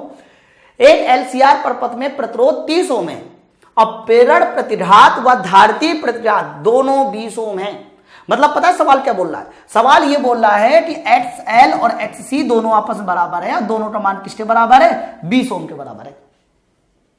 तो सर्किट तो मेरा एलसीआर है, सर्किट तो मेरा एलसीआर है, लेकिन एक्स एल और एक्स सी बराबर है। ठीक है सर, वेरी गुड। तो बताइए प्रतिबाधा कितनी होनी चाहिए। तो मैं आपको बता चुका हूं कि प्रतिबाधा जेड का फॉर्मूला होता है under root X L minus X C का whole square plus R square, ये होता है। तो एक्स एल एक्स सी बराबर है, तो भाई ये बराबर है तो ये कट जाएंगे जीरो, और R under root R square R हो जाएगा। तो कन्फर्म जेड की वैल्यू रेजिस्टेंस के बराबर होगी। और रेजिस्टेंस दिया कितना दिया था? प्रतिरोध दिया गया था 30 ओम, और प्रतिरोध 30 ओम में तो जेड भी मेरा 30 ओम ही आएगा। तो answer number, option number A is the right answer. याद कर लो इस बात को कि जब भी कभी अनुनाद की स्थिति आती है, यानी एक्स एल बराबर एक्स सी होता है, तो हमेशा जो जेड होता है वो रेजिस्टेंस के बराबर हो जाता है, क्योंकि बीच में आएंगे ही नहीं। चलिए नेक्स्ट क्वेश्चन की ओर बढ़ते हैं। क्वेश्चन नंबर 19 देखिए। अब सारे के सारे क्वेश्चन एलसीआर से डायरेक्ट आ रहे हैं। अभी पिछले वाले केस में एक्सएल और एक्ससी बराबर थे। अब सवाल देखते हैं, किसी प्रत्यावर्ती वैद्युत परपथ में रेजिस्टेंस आर 30 ओम है, 100 ओम है, और एक्सएल जो दिया गया वो 300 ओम है, और एक्ससी जो दिया गया है वो 200 ओम है। Very good. तो बताइए आरोपित विद्युत वाहक बल और प्रवाहित धारा के बीच में कलांतर बताइए। कलांतर मतलब फाई बताना इस बार आपको। तो बात यहां पर भी देखिए एलसीआर सर्किट की हो रही है, और एलसीआर सर्किट के लिए जो 10 फाई का मैंने फॉर्मूला बताया था वो था एक्सएल माइनस एक्ससी और बटे रेजिस्टेंस आर। ये फॉर्मूला मेरे 10 फाई का था, इस बात को ध्यान रखिएगा। अच्छा, कैसे लगाया जाएगा? एक्सएल माइनस एक्ससी, तो एल में से सी को घटा दो, तो 300 में 200 घटा दीजिए, कितना आ जाएगा? 100। तो कन्फर्म ऊपर 100 होगा, और रेजिस्टेंस भी आपका 100 ओम दिया गया है, तो 100 बटे 100 8 हो जाएगा, और 10 फाई बराबर यदि 1 है तो कन्फर्म फाई बराबर 45 डिग्री होगा, 45 डिग्री। ठीक है, तो करेक्ट आंसर हो जाएगा option number C is the right answer. तो भाई थ्योरी वाले जितने भी फॉर्मूले ना वो सब याद करके रखो, क्योंकि वही सब फॉर्मूले याद रहेंगे तभी ये सवाल एकदम चुटकियों में लगेंगे। ध्यान रखना इस बात को। चलिए क्वेश्चन नंबर 21 देखिए, 21 देखिए। प्रत्यावर्ती धारा परिपथ में किसी यंत्र द्वारा प्रवाहित धारा आई और वोल्टेज के बीच समीकरण ये दिया गया आई बराबर, देखो समीकरण क्या मैं आपको बता दूं, आई बराबर लिखा हुआ है 2 sin ओमेगा टी और v बराबर लिखा हुआ है 5 cos ओमेगा टी। ये दो समीकरण हैं। तो फिर बोला जा रहा है कि बताइए यंत्र में क्षय शक्ति यानी पावर लॉस बताइए। तो पावर लॉस का अगर फॉर्मूला याद हो तो जो पावर लॉस का फॉर्मूला होता है P बराबर वो होता है VRMS into IRMS into cos phi, ये होता है। मुझे IRMS और VRMS की चिंता नहीं है, वो तो मैं निकाल लूंगा, निकालना बताया है, क्योंकि मुझे मैक्सिमम मान 2 और 5 पते हैं। मेन चिंता है फाई की। फाई कैसे पता चले? फाई एक्चुअली में होता है फेज डिफरेंस, और फेज डिफरेंस का मतलब होता है कि जो धारा आई की इक्वेशन है, जो वोल्टेज V की इक्वेशन है, उनके कोण में कितना अंतर है। तो अगर आप लोग में से ये कोई लोग सोच रहा है कि ओमेगा टी यहां भी है, ओमेगा टी यहां भी है, तो अंतर 0, तो गलत सोच रहा है। गलत इसलिए सोच रहा है क्योंकि फेज डिफरेंस जब भी कभी निकाला जाता है ना, तो दोनों के आगे जो फंक्शन लिखा होता है ना वो सेम फंक्शन होना चाहिए। तो ऊपर साइन है, नीचे कॉस है, नहीं निकलेगा फेज डिफरेंस। दोनों को साइन बनाओ या तो दोनों को कॉस बनाओ, ठीक है ना, इस बात को ध्यान रखना। तो चलो फिर मैं नीचे वाले को साइन बना लेता हूं। तो नीचे वाले को बताइए जो कॉस ओमेगा टी लिखा है, क्या मैं इसको साइन 90 प्लस थीटा लिख सकता हूं? बिल्कुल लिख सकते हैं। 90 प्लस थीटा हमारा कह सकते हो कि कॉस थीटा आ जाएगा। तो साइन 90 प्लस थीटा लिखा जा सकता है, यानी 90 प्लस ओमेगा टी लिखा जा सकता है। चेक कीजिए जल्दी से। अब बताइए इनके बीच कितना डिफरेंस हुआ। तो यहां π/2 प्लस ओमेगा टी, यहां पर omega T, sine 90 plus theta cos theta होता है, इस बात को ध्यान रखना, कॉस ओमेगा टी आ जाएगा। तो दोनों के बीच कितना डिफरेंस हुआ? सर डिफरेंस π/2 हो गया। डिफरेंस π/2 हो गया, 90 हो गया। और जब भी कभी डिफरेंस 90 होता है, मैंने कई बार बताया cos 90, तो cos 90 कितना हो जाएगा 0, तो कंफर्म जो पावर लॉस होगा वो 0 होगा, क्योंकि फेज डिफरेंस सर 90 डिग्री आ गया। जब भी कभी फेज डिफरेंस 90 होगा हमेशा पावर लॉस 0 होगा, जैसे कि एल सर्किट, जैसे कि सी सर्किट, जैसे कि एलसी सर्किट, इन 3 सर्किट में देखना पावर लॉस 0 होता है। क्लियर है ना? बहुत बढ़िया सवाल था। आगे बढ़ते हैं नेक्स्ट क्वेश्चन की ओर। अगला क्वेश्चन देखिए, क्वेश्चन नंबर 22। ध्यान से भाई पढ़े क्वेश्चन नंबर 22 को, बहुत कायदे के साथ पढ़िएगा क्वेश्चन नंबर 22। अब देखिए इसमें फिर से मेरे पास 2 इक्वेशन दी गई है। पहली इक्वेशन धारा की दी गई है जो कि है I बराबर I नॉट, और आगे लिखा हुआ है sine omega t minus π/2, sine omega t minus π/2। फिर लिखा हुआ है परपथ में प्रवाहित प्रत्यावर्ती वोल्टेज V की इक्वेशन दी गई है V नॉट। अच्छा, ये जो विन है ना, इस विन को आप साइन बना लीजिएगा, एक्चुअली में ये साइन है, विन नहीं है, तो साइन, और आगे क्या लिखा हुआ है ओमेगा टी। Very good. फिर पूछा क्या जा रहा है, बताइए वैव शक्ति। काफी आसान सा क्वेश्चन। इस बार तो मुझे बदलने वाला काम भी नहीं करना, दोनों में देखो साइन है, यहां ओमेगा टी है, यहां ओमेगा टी माइनस π/2 है, तो कंफर्म जो फेज डिफरेंस होगा सर वो 90 डिग्री होगा। घटा दो, इसमें से इसको घटा दो, या ऊपर वाले में से नीचे घटा दो, 90 ही आएगा। तो 90 डिफरेंस आपका फेज डिफरेंस हुआ। मैंने अभी भी बताया जब भी कभी आपका फेज डिफरेंस 90 होगा तो पावर लॉस हमेशा कितना होगा 0 होगा। तो पावर लॉस तुम्हारा 0 होगा। Option number D is the right answer. बोलो भाई, समझ में आ रहा है ना, मजा आ रहा है ना? चलिए आगे बढ़ते हैं नेक्स्ट क्वेश्चन की ओर। अगला क्वेश्चन देखिए, क्वेश्चन नंबर 23 नंबर। अरे वाह, बढ़िया क्वेश्चन है, क्वेश्चन नंबर 23। ध्यान से पढ़ेंगे भाई, क्वेश्चन नंबर 23 बहुत बढ़िया सवाल है, कंफ्यूजन वाला सवाल है, लेकिन बहुत आराम से लगाएंगे, कोई जल्दीबाजी नहीं है। सवाल क्या बोला जा रहा है कि 10 ओम का प्रतिरोध है, वेरी गुड, 5 मिली हेनरी की कुंडली है और 10 माइक्रोफैराड का संधारित्र है, श्रेणी क्रम में लगे, ठीक है सर। फिर बोला जा रहा है जब संयोग को उचित आवृत्ति के प्रत्यावर्ती धारा स्रोत जोड़ा जाता, मतलब इनको एसी सोर्स द्वारा जोड़ दिया गया, उचित आवृत्ति के एसी सोर्स द्वारा जोड़ दिया गया, तो परिपथ में अनुनाद पैदा होता है। अनुनाद तभी पैदा हो सकता है जब XL बराबर XC हो, ये सब तो पता है। और जब भी कभी XL बराबर XC होता है, उससे जो फ्रीक्वेंसी F का फॉर्मूला निकलता है वो होता है 1/2 पाई, नीचे होता है √LC, ये होता है। फिर आगे देखते, तो अनुनाद पैदा हो ऐसे जोड़ा जाता। फिर लिखा है यदि प्रतिरोध को आधा कर दिया जाए तो अनुनादी आवृत्ति क्या हो जाएगी। लास्ट वाली लाइन देखिए, प्रतिरोध को आधा कर दिया जाए तो बताइए अनुनादी आवृत्ति क्या हो जाएगी। यार मजाक कर रहा हूं सर, आपका अनुनादी आवृत्ति के फॉर्मूले में देख लीजिए 1/2 पाई √LC है। इस फॉर्मूले में देख लीजिए, फ्रीक्वेंसी के फॉर्मूले में देख लीजिए, कहीं पर भी रेजिस्टेंस नहीं आया। और जब रेजिस्टेंस नहीं आया तो रेजिस्टेंस को तुम आधा करो, दुगना करो, तिगुना करो, चौगुना करो, कुछ भी करो, आपके फ्रीक्वेंसी में कोई फर्क पड़ेगा ही नहीं। तो इसका मतलब हो गया कि फ्रीक्वेंसी अपरिवर्तित रहेगी। Option number C is the right answer. हाँ, फ्रीक्वेंसी तब बदलती जब L बदलता, C बदलता, तब बदलती, ठीक है ना। चलिए आगे बढ़ते हैं नेक्स्ट क्वेश्चन की ओर। अगला क्वेश्चन, क्वेश्चन नंबर 24 नंबर। ध्यान से भाई क्वेश्चन नंबर 24 पढ़ेंगे फटाफट।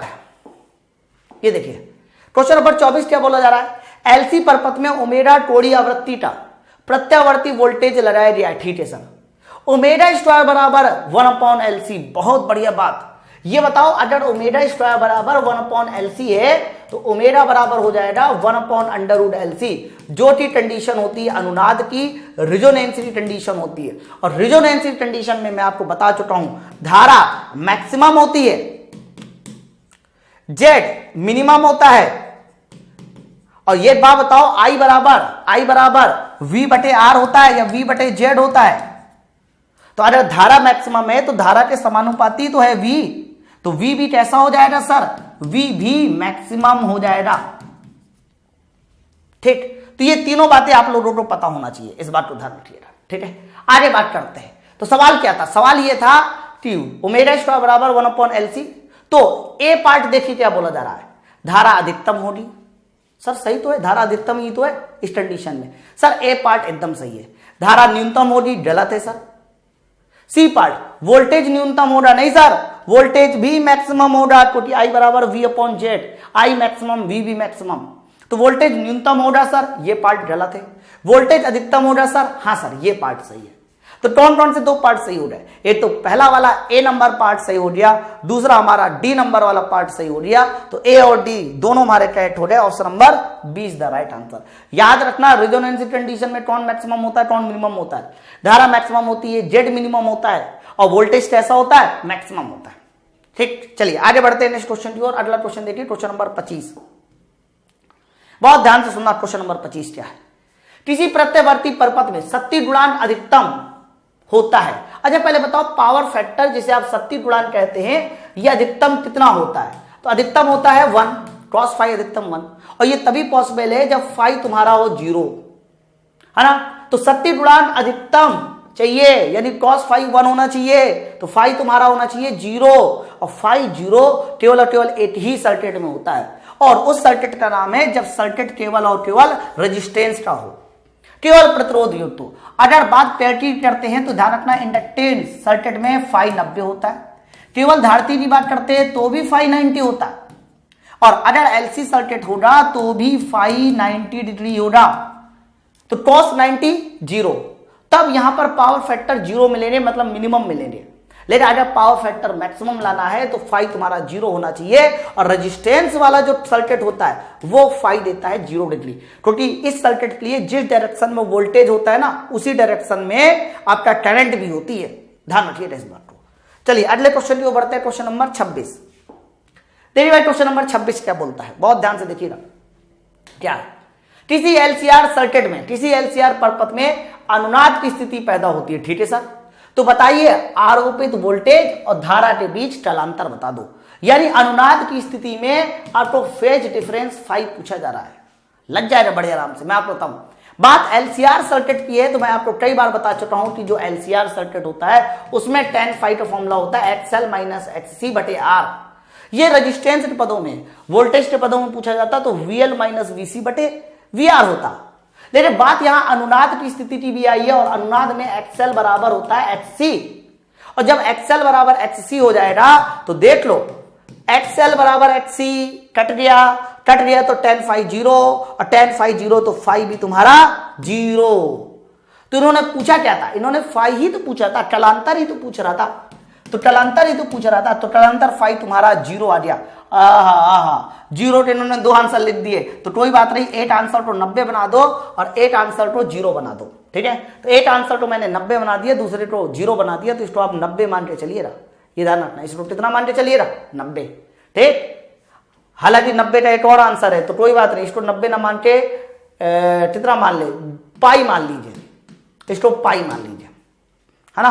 तो यहां से फाई बराबर 0 आया, तो option number A is the right answer. आगे बढ़, हाँ कई बार पता क्या पूछता है, कई बार पावर फैक्टर पूछ लेता है, मतलब cos फाई पूछ लेता है। तो फाई तुम्हारा 0, तो cos फाई कितना हो जाएगा? 1। तो दोनों रेजोनेंसी कंडीशन में फाई हमेशा 0 आता है, cos फाई हमेशा 1 आता है। याद रखना, वेरी वेरी इंपॉर्टेंट डेटा है। आगे बढ़ते हैं क्वेश्चन नंबर 27। क्या कहता है क्वेश्चन नंबर 27? एलसीआर सर्किट में शक्ति गुणांक 1 के लिए प्रतिबंध होता है।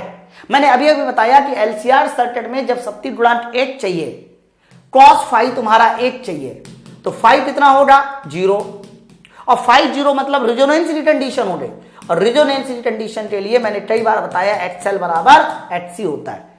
लेकिन इन्होंने कंडीशन जो पूछी वो थोड़ा अलग तरीके से पूछी, कोई दिक्कत नहीं। एक्सएल होता है ओमेगा एल, जबकि एक्ससी होता है 1/ओमेगा-c।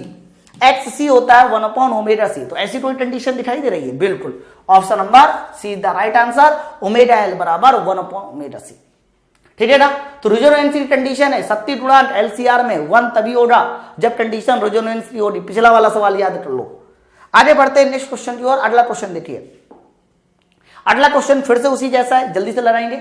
एलसीआर परपथ में अनुनाद की स्थिति में शक्ति गुणांक बताइए क्या होता है? तो मैंने अभी बताया रेजोनेंसी कंडीशन में जो cos फाई होता है, शक्ति गुणांक होता है 1 होता है।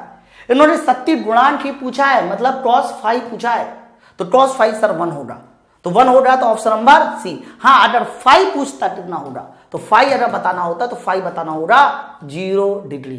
ठीक है, तो उन्होंने cos फाई पूछा है, तो cos फाई का जो आंसर होगा वो मेरा 1 होगा। क्लियर है? चलिए, तो देखिए हमारा जो नेक्स्ट क्वेश्चन है, क्वेश्चन नंबर 29। अगला क्वेश्चन है what is the value of power coefficient, हालांकि कोफिशिएंट नहीं, ये पावर फैक्टर होना चाहिए था, इन अ प्योर कंडक्टिव सर्किट, है ना। तो मुझे बताना है कि शुद्ध प्रेरकी परिपथ में शक्ति गुणांक क्या होता है। शुद्ध प्रेरकी परिपथ में शक्ति गुणांक बताइए cos फाई कितना होता है। तो आप सबको पता है कि जब भी मैं बात प्योर एल सर्किट की करता हूं, तो प्योर एल सर्किट की बात की जाएगी तो ध्यान रखना इसमें जो फाई होता है सर वो 90 डिग्री होता है। अगर फाई 90 डिग्री है, लेकिन शक्ति गुणांक होता क्या है, पावर फैक्टर होता क्या है सर, वो होता है cos फाई। अगर फाई 90 डिग्री है तो cos फाई सर 0 आ जाएगा, 0 डिग्री नहीं केवल 0 आएगा, तो करेक्ट आंसर हो जाएगा option number A is the right answer. तो इन्होंने cos फाई पूछा है इसलिए मैंने 0 बताया, ध्यान रखना इस बात को। आगे बढ़ते हैं अगला क्वेश्चन की ओर, क्वेश्चन नंबर 30। देखिए भाई क्वेश्चन नंबर 30 क्या बोला जा रहा है, दोलन करने वाले एलसी सर्किट। दोलन करने वाले एलसी सर्किट का मतलब होता है ऐसा सर्किट जिसके लिए एक्सएल बराबर एचसी होना चाहिए, इसी को बोला जाता है दोलन करने वाले एलसी सर्किट के लिए। बताइए आवृत्ति पूछी जा रही है, आवृत्ति, कोड़ी वेट नहीं, आवृत्ति एफ।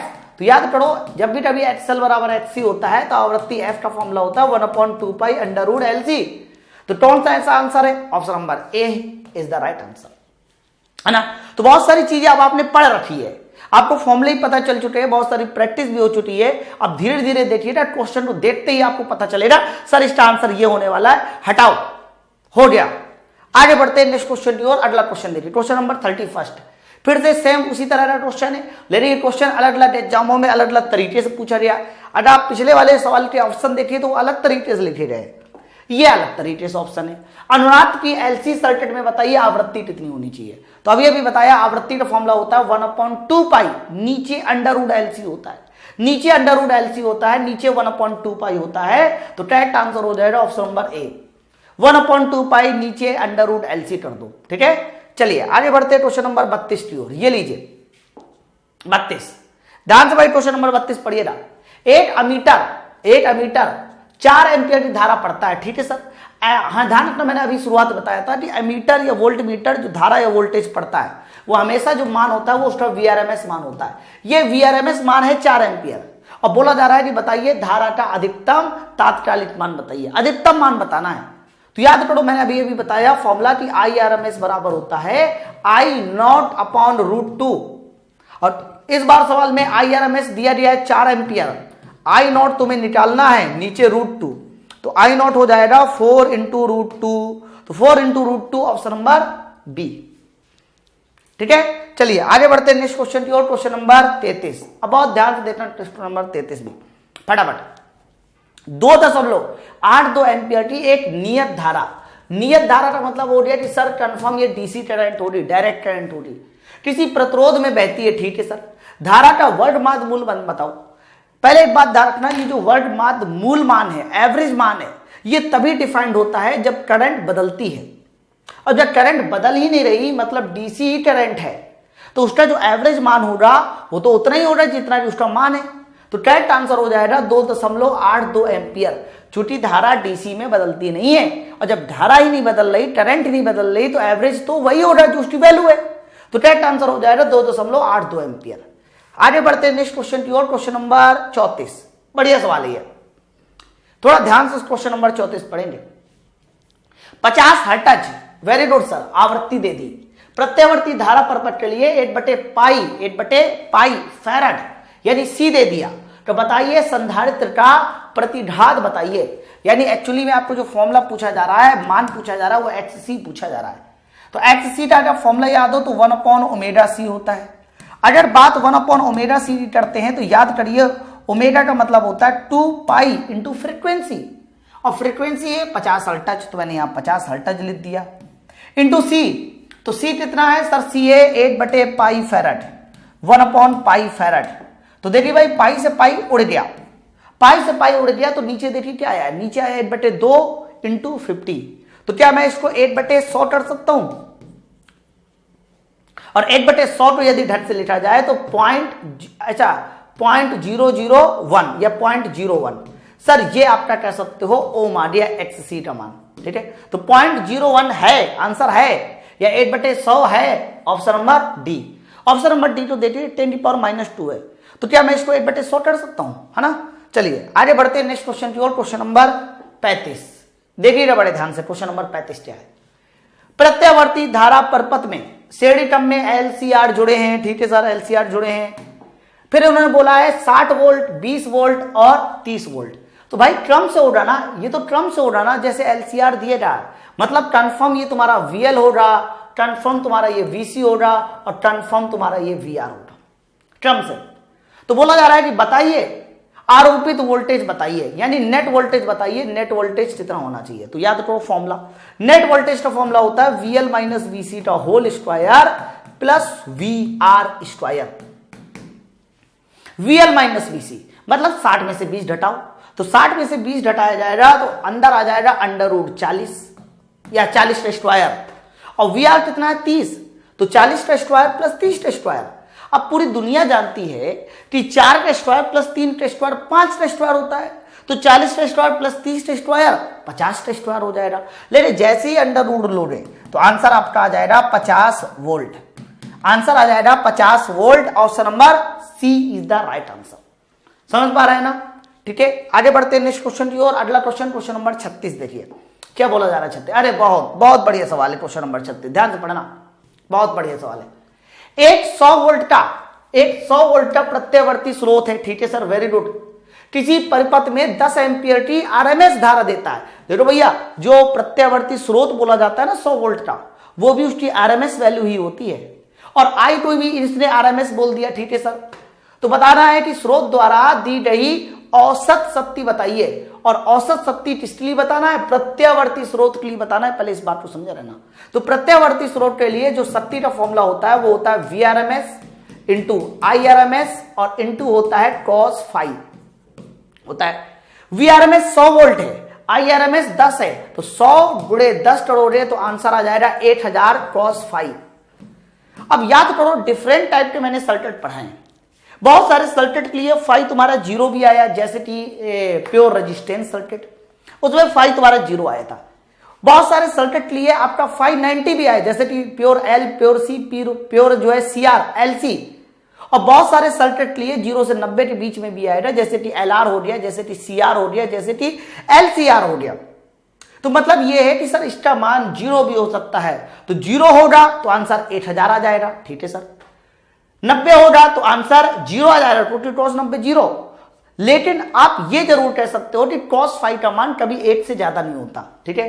तो पहला पॉइंट लिखा हुआ है और आवश्यक रूप से पावर 8000 वाट होगी, बिल्कुल गलत।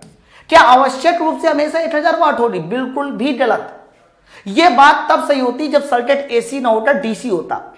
डीसी सर्किट में क्या होता है कि cos फाई आता ही नहीं है, एक्चुअली में cos फाई 1 होता है, तो यह बात तब सही होगी। अगला आंसर 1000 वाट नहीं हो सकता, क्यों नहीं हो सकता, हो सकता है, यह तब होता है जब फाई तुम्हारा कितना होता 0 डिग्री, और फाई 0 प्योर आर के लिए हो सकता है, तो हो सकता है। 1000 वाट से अधिक भी हो सकता है, गलत भैया, 1000 वाट से कभी जीवन में अधिक नहीं होगा, क्योंकि cos फाई का मान 1 से कम है, और cos फाई 1 से कम है तो पावर हमेशा 1000 वाट या उससे कम हो सकती है।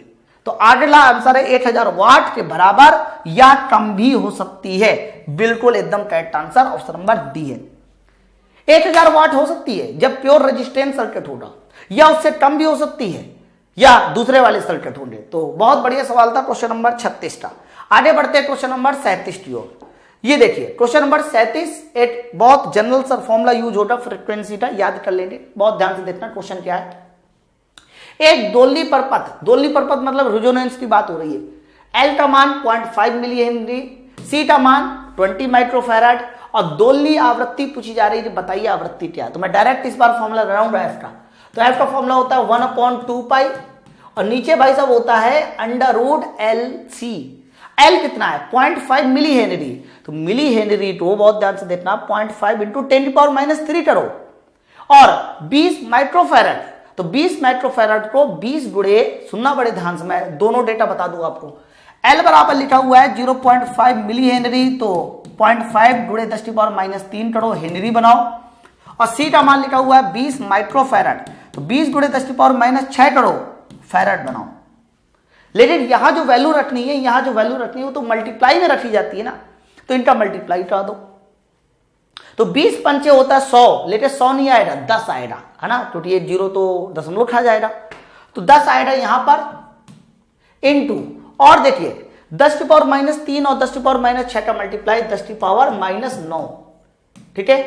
तो सर 10⁻⁹ आ चुका है नीचे, तो 10⁹ से 8 जीरो और कैंसिल कर दो, 10⁻⁸, और -8 का जब अंडर रूट लोगे ना तो 10⁻⁴, और ऊपर जाएगा तो 10⁻+4 हो जाएगा, यानी आंसर आएगा 10,000/2 पाई। और 10,000/2 पाई तो मैं थोड़ा और ढंग से सॉल्व रहा हूं, तो 500/पाई आने वाला है, 500/पाई आने वाला है। लेकिन सवाल अभी फंसा हुआ है सर, ये 500/पाई क्या आएगा? तो क्या 500/पाई क्या 1500 आ जाएगा? बिल्कुल भी नहीं आएगा 1500। अरे भैया 500 में 3.14 का डिवाइड कर रहे हो, ये कभी नहीं आ सकता। क्या 15,920 आएगा? बिल्कुल भी नहीं आएगा। अब 500 में अगर 3 का डिवाइड कर रहे हो तो अप्रोक्स 150 के आसपास होना चाहिए ना, 15×3=45, या 160 मान लो, 16×3=48। तो 160 के जो आसपास का आंसर है वो ये आंसर है, option number B. Option number A भी नहीं हो सकता, option number B is the right answer. तो ऐसे जो छोटे छोटे लॉजिक होते हैं ना, ये भी आपको कई बार लगाने पड़ सकते हैं, मैं आपको बताऊं, ठीक है। तो option number B is the right answer. आगे बढ़ते क्वेश्चन नंबर 38 की ओर। हाँ भाई, क्वेश्चन नंबर 38 के बड़े ध्यान से देखिएगा, मैं थोड़ा बड़ा कर देता हूं ताकि पूरी बात आपको समझ में आए, ठीक है। चलिए ध्यान से देखिएगा क्वेश्चन नंबर 38, ठीक है, बहुत ध्यान से देखिएगा। कहा जा रहा है क्वेश्चन नंबर 38 में, एफ आवृत्ति का एसी परपथ किसी यंत्र के सिरों पर विभवांतर V और धारा I के बीच संबंध दिया गया। V बराबर है 5 cos ωt और I बराबर है 2 sin ωt। मतलब एक फंक्शन है cos ωt में, दूसरा फंक्शन है sin ωt में। मैं कई बार बता चुका हूं ये चीज।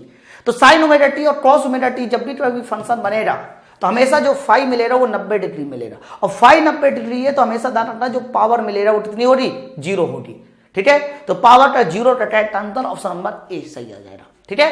तो साइन और कॉस हमेशा 90 डिग्री के फेज डिफरेंस में रहते हैं, इस बात को ध्यान रखना। यकीन ना है तो ये कॉस को कन्वर्ट कर लो साइन 90 प्लस थीटा में, और साइन 90 प्लस ओमेगा टी जैसे आएगा तो 90 फेज डिफरेंस आ जाएगा। आगे बढ़ते हैं अगला क्वेश्चन, क्वेश्चन नंबर 39।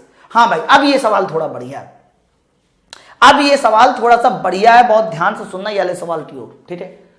क्वेश्चन क्या बोला जा रहा है? एसी सर्किट में V तथा I के भिन्न भिन्न मान है। एसी सर्किट में V तथा I के भिन्न भिन्न मान है। क्या क्या मान है? तो सबसे पहले V का मान देखिए कितना लिखा हुआ है, तो V का मान लिखा हुआ है 100 और आगे लिखा हुआ है sin 100t, ये V का मान है, वेरी गुड। और फिर I का मान क्या लिखा हुआ है? I का मान लिखा हुआ है फिर से 100 और अंदर है sin 100t और आगे लिखा हुआ है प्लस π/3, ये तीन चीजें आपको दी गई है, ठीक है। तो कहा जा रहा है कि बताइए परपथ में शक्ति 6 बताइए, शक्ति 6 बताना। लेकिन एक बात को और गौर करिएगा दोस्त, इन्होंने देखिए V का जो मान दिया है वो वोल्टेज में दिया है, लेकिन धारा I का जो मान दिया है वो देखिए मिली एम्पियर में दिया गया, एम्पियर नहीं है मिली एम्पियर है, इस बात को ध्यान रखिएगा, ठीक है। चलो फिर सवाल को सॉल्व करते हैं। तो याद करो जो पावर 6 या शक्ति 6 का फॉर्मूला होता है वो होता है VRMS इंटू IRMS इंटू आगे होता है cos फाई, ये हमारे पावर लॉस का फॉर्मूला होता है। अच्छा VRMS कैसे निकलता है? ये जो आपको 100 दिया गया ना, सबसे पहले ये 100 ये होती है मैक्सिमम वैल्यू। अगर मैक्सिमम वैल्यू से VRMS वैल्यू चाहिए तो √2 का कर दो डिवाइड, तो √2 का जैसे डिवाइड किया जाएगा यानी 100/√2 किया जाएगा सर, वो VRMS होगा। और चूंकि ये वोल्ट में है तो कोई मतलब नहीं, वोल्ट ठीक है सर। IRMS कैसे निकाला जाएगा? जब I0 मतलब मैक्सिमम मान में √2 का डिवाइड कर दोगे, तो यहां भी √2 का डिवाइड कर दो 100/√2। लेकिन जो धारा I का मान है ना हुसा देखिए किसमें बोला जा रहा है? मिली एम्पियर में। तो मिली एम्पियर को एम्पियर बनाओ, तो एम्पियर बनाने के लिए मुझे 10⁻³ का मल्टीप्लाई करना पड़ेगा, 10⁻³ का मल्टीप्लाई करना पड़ेगा। तो यहां मुझे 10⁻³ का मल्टीप्लाई करना पड़ेगा। आगे देखिए cos फाई, तो फाई तो ये वैल्यू हो जाएगी ना, साइन साइन है तो कंफर्म फाई हमारा π/3 होगा, 60 होगा। और cos 60 का मान आपको पता होना चाहिए, जो cos 60 होता है वो डायरेक्ट आपको पता होना चाहिए। cos 60 या cos π/3 8/2 होता है, तो 8/2 यहां रख दीजिए। अब ये पावर वाली कैलकुलेशन मैं तुरंत सॉल्व कर सकता हूं, अब ये पावर वाली कैलकुलेशन मैं तुरंत सॉल्व कर सकता हूं। तो जिन बच्चों ने यहां 10⁻³ नहीं लगाया, मिली एम्पियर को एम्पियर नहीं बनाया, आंसर गलत हो जाएगा। लेकिन वो गलत आंसर आपको इसमें मिल जाएगा, ताकि आप गलत लगाओ और आंसर गलत हो जाए और आप तो बड़े प्रसन्न हो जाए, अरे वाह मजा आ गया है, है ना, तो ये टर्म में लीजिएगा। तो 10 की पावर -3, 1 2 3, तो ऊपर बचा कितना सर, ऊपर बचा 10, नीचे कितना बचा √2 √2 2, 2 जुड़े 2 4, और 10/4 अगर सॉल्व आ जाएगा तो 2.5 आएगा, तो आंसर आएगा 2.5 watt. Option number C is the right answer. बहुत बढ़िया सवाल था, ठीक है। तो स्क्रीनशॉट लेते जाइएगा, पीडीएफ सबको मिलती जाएगी, आप परेशान बिल्कुल ना होइएगा। चलिए क्वेश्चन नंबर 40वां देखिए, बहुत ध्यान से देखिएगा। क्वेश्चन नंबर 40वां भी बहुत अच्छा सवाल है। डीसी के लिए टीसी कुंडली का प्रतिरोध 5 ओम है, ठीक है सर। तो प्रत्यावर्ती धारा के लिए प्रतिरोध क्या हो जाएगा? तो मैं आपको बता चुका हूं, जब भी कभी बात डीसी सप्लाई की करते हैं तो डीसी सप्लाई के लिए जो एक्सएल बराबर होता है वो 0 होता है, क्योंकि फ्रीक्वेंसी एफ 0 हो जाती है। डीसी सप्लाई के लिए फ्रीक्वेंसी एफ 0 होती है, इसलिए एक्सएल 0 होता है। और एक्सएल 0 है तो जो जेड होगा ना वो रेजिस्टेंस आर के बराबर हो जाएगा, यानी जेड का मान भी 5 ओम हो जाएगा। लेकिन जब भी कभी बात एसी सप्लाई की करोगे तो एसी सप्लाई में फ्रीक्वेंसी 0 नहीं होती, और एसी सप्लाई में फ्रीक्वेंसी 0 नहीं है तो एक्सएल 0 नहीं होगा, और एक्सएल 0 नहीं है तो जेड का जो फॉर्मूला आएगा वो √XL² और प्लस R² आएगा। लेकिन R का मान तो 5 ओम था और एक्सएल में कुछ ना कुछ आएगा, तो भाई अगर ये 0 था तो जेड R के बराबर था, लेकिन ये 0 नहीं है, तो कंफर्म जेड की वैल्यू R से ज्यादा आएगी। जेड की वैल्यू R से ज्यादा आएगी, और जब R से ज्यादा आएगी तो R का मान 5 ओम था, तो इस बार जो जेड आएगा वो 5 ओम से ज्यादा आएगा, और 5 ओम से ज्यादा आएगा, इसका मतलब जो वैल्यू होगी ना प्रत्यावर्ती परपथ के लिए प्रतिरोध का मान वो बढ़ जाएगा। ऑप्शन हमारा सही हो जाएगा, बढ़ जाएगा, इज द राइट आंसर। बोलो भाई, बात सबको क्लियर है ना? तो ये सारी की सारी बातें आपको समझ में आनी चाहिए कि ये हो कैसे रहा है। चलिए आगे की ओर बढ़ते हैं। नेक्स्ट क्वेश्चन, अगला क्वेश्चन देखिए, क्वेश्चन नंबर 41। काफी बढ़िया क्वेश्चन है, आसान सा क्वेश्चन है, पूरी दुनिया को ये क्वेश्चन पता है। प्रत्यावर्ती का जो मुख्य वोल्टेज है, मुख्य वोल्टेज मतलब 220 वोल्ट, मैंने कई बार बताया है कि जो दिया जाता है वो आपका हमेशा आरएमएस वैल्यू होती है जब तक ना कहा जाए। तो बोला जा रहा है कि बताइए इसका शिखर मान बताइए कितना होना चाहिए। तो आरएमएस वैल्यू दी गई है, शिखर मान पूछा जा रहा है, तो V0/√2 ही आरएमएस वैल्यू होती है, और आरएमएस वैल्यू दी गई है 220 वोल्ट, ठीक है। तो V0 बराबर कितना हो जाएगा 220 इंटू √2। अच्छा 220 में जब √2 मतलब 1.41 का मल्टीप्लाई कराओगे तो आंसर 220 से ज्यादा आएगा। तो 220 से ज्यादा आएगा तो ना तो 156 सही हो सकता है, ना तो 220 वोल्ट सही हो सकता है, और 440 भी नहीं सही हो सकता। 440 तब होता जब 220 में मल्टीप्लाई किया जाता 2 का, लेकिन भाई √2 तो 2 से कम है, तो सर ये भी नहीं सही हो सकता। तो कंफर्म इसका जो आंसर सही होगा वो 311 वोल्ट ही सही होगा, ठीक है ना। चलिए आगे बढ़ते हैं नेक्स्ट क्वेश्चन की ओर। Question number 42। भारतवर्ष में प्रत्यावर्ती धारा की आवृत्ति बता दो कितनी होती है भारतवर्ष में। तो मैं आपको कई बार बता चुका हूं कि बात इंडिया की जाएगी तो इंडिया में हमेशा ध्यान रखना, जो आपके घरों में जो बिजली आती है वो 50 हर्ट्ज की आती है। 50 हर्ट्ज 220 वोल्ट, 220 वोल्ट। हालांकि वोल्टेज तो चेंज हो सकता है लेकिन फ्रीक्वेंसी चेंज नहीं होती, मैं आपको बता दूं। Option number 20 the right answer. आगे बढ़ते हैं क्वेश्चन नंबर 43। Question number 43। हाँ भाई देखते हैं क्वेश्चन नंबर 43 क्या है, सॉल्व करने की कोशिश करते हैं। क्वेश्चन नंबर 43 ये बोला जा रहा है कि एक परपथ में धारा I बराबर लिखा है I0 sin ω-t माइनस π/2 और वोल्टेज E बराबर E0 sin ω-t। अरे बहुत बढ़िया सवाल है, एक जगह ω-t है दूसरी जगह ω-t माइनस π/2 है, तो कंफर्म फाई का मान मतलब फेज डिफरेंस π/2 होगा, मतलब 90 डिग्री होगा। आगे देखते पूछा क्या जा रहा है, परपथ में व्यय शक्ति पूछी जा रही है, बता दो शक्ति कितनी होगी। पावर लॉस पूछा जा रहा है, तो मैं कई बार बता चुका हूं 90 डिग्री हो तो cos 90 होता है 0, तो पावर लॉस भी 0, यानी option number D is the right answer. ध्यान रखना इस बात को। आगे बढ़ते हैं क्वेश्चन नंबर 44। देखते 44 क्या है। हाँ भाई अब 44 देखिए, V बराबर लिखा हुआ 5 sin 100t माइनस π/2 और V बराबर लिखा हुआ है 200 sin 100t, मतलब I और V की इक्वेशन में दोनों में साइन है, और साइन है तो सीधा सीधा डिफरेंस ले लो। तो 100t ये है, 100t ये है, माइनस π/2 ये है, तो कंफर्म फेज डिफरेंस 90 डिग्री होगा, और फेज डिफरेंस 90 तो cos फाई तुम्हारा 0, और cos फाई तुम्हारा यदि 0 तो पावर लॉस तुम्हारा 0। तो विद्युत की शक्ति का क्षय पूछा जा रहा है, खपत पूछी जा रही है, 0 वाट आंसर हो जाएगा। आगे बढ़ते हैं नेक्स्ट क्वेश्चन की ओर। क्वेश्चन नंबर 45 देखिएगा। 45, एक परिपथ में प्रत्यावर्ती धारा का मान तप्त तार एम्पियर मापी द्वारा 10 एम्पियर पढ़ा जाता है। अरे सर ये तो पढ़ा है ना, आपके एम्पियर मापी द्वारा पढ़ा है, तो कंफर्म ये IRMS वैल्यू होगी।